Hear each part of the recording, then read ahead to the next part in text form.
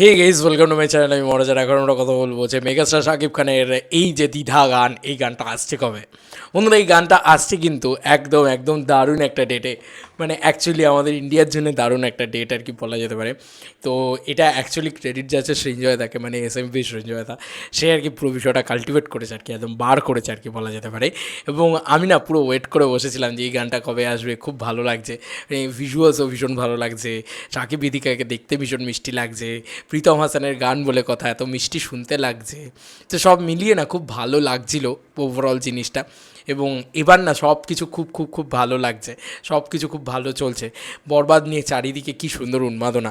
সমস্ত ক্রিয়েটাররা, মানে সমস্ত যারা সমালোচকরা রয়েছেন, তারাও দেখছি বরবাদ নিয়ে কী সুন্দরভাবে প্রশংসা করছেন, বরবাদের গান নিয়ে প্রশংসা করছেন। এটাই হয় জানো তো, মানে ভালো কাজ হলে সেটা কিন্তু না রাদার ইন্ডিয়া, না রাদার বাংলাদেশ, না রাদার মানে দুবাই, আমেরিকা, সব জায়গা থেকে প্রশংসিত হওয়ার মতন কাজ হলে, কাজটা ভালো যদি হয়, সেটা দেশ, জাতি, ধর্ম, বর্ণ নির্বিশেষে ভালো লাগে মানুষের।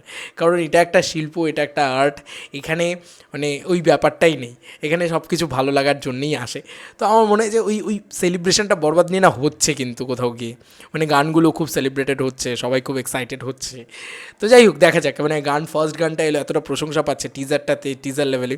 তো যখন এটার ইয়েটা আসবে, মানে পুরো গানটা আসবে, তখন আমি শিওর যে এই গানটাকে প্রচণ্ড পরিমাণে ভাইরাল হবে হয়তো। প্রীতম হাসান মানেই ভাইরাল, গানটা আমরা জানি। যাই হোক, এই গানটা বন্ধুরা 14ই মানে মার্চ আসছে, 14ই মার্চ।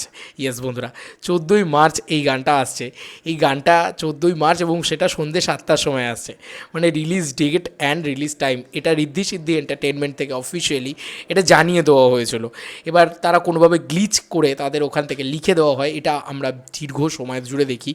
বিভিন্ন প্রোডাকশন হাউসের কাছে অনেকগুলো কন্টেন্ট থাকলে তারা কখন কি আনবে সেটা একটা টাইম স্ট্যাম্প সব কিছু করে রেডি করে তারা সেই পোস্টটাকে তৈরি করে। পরবর্তীতে হয়তো শক মোমেন্ট দেওয়ার জন্য সেটাকে উড়িয়ে দেয়, কিন্তু ওইটুকু টাইমের ভিতরেই মানে বিভিন্ন সাকিবিয়ানরা নিশ্চয়ই দেখেছেন এবং দেখে সঞ্জয়দাকে পাঠিয়েছেন, বা সঞ্জয়দা নিজেও দেখেছেন, এরকমটা হতে পারে।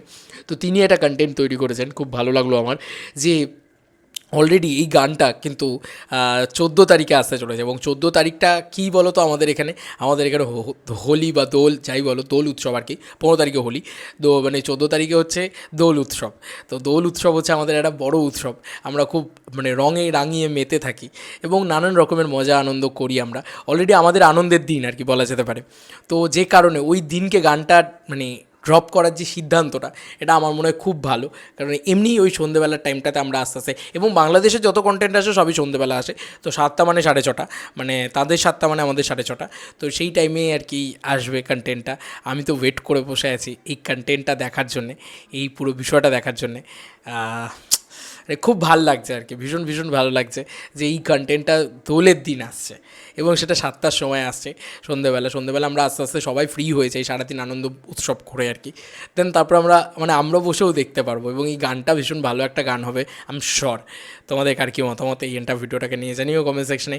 চলো বন্ধুরা, নতুন কোনো ভিডিওতে দেখা হবে, বাই।